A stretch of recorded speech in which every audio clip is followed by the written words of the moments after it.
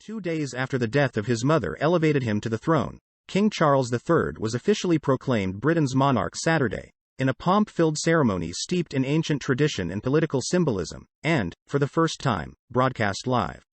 Charles, who spent 7 decades as heir apparent, automatically became king when his mother, Queen Elizabeth II, died on Thursday.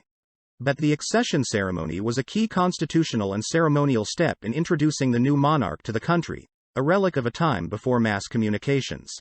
Scores of senior politicians past and present, including Prime Minister Liz Truss and 5 of her predecessors, gathered in the ornate state apartments at St. James's Palace for the meeting of the Accession Council.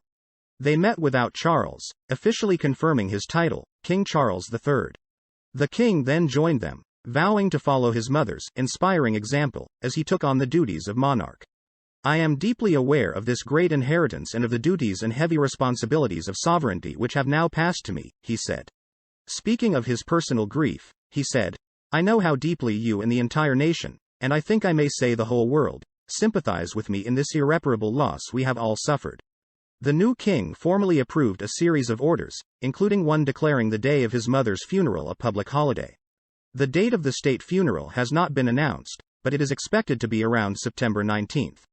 This is the first time the accession ceremony has been held since 1952, when Queen Elizabeth II took the throne.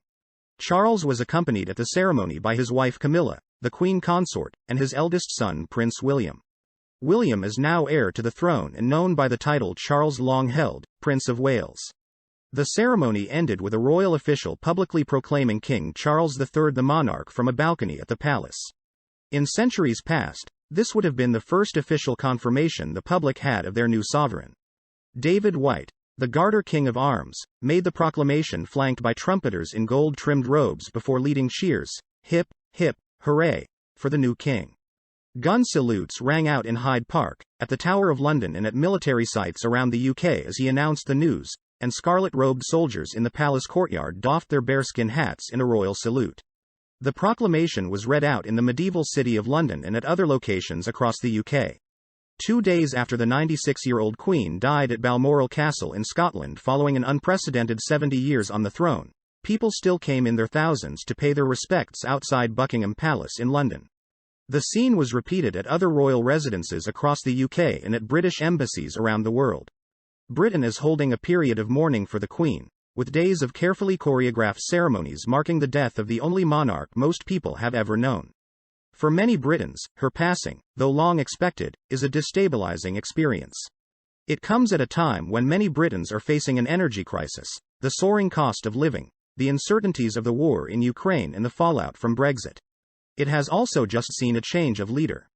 Prime Minister Liz Truss was appointed by the Queen on Tuesday, just 2 days before the monarch died.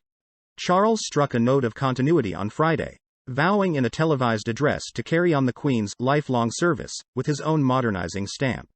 The new monarch looked to both the past, noting his mother's unwavering dedication and devotion as sovereign, and the future, seeking to strike a reassuring note of constancy while signaling that his will be a 21st-century monarchy.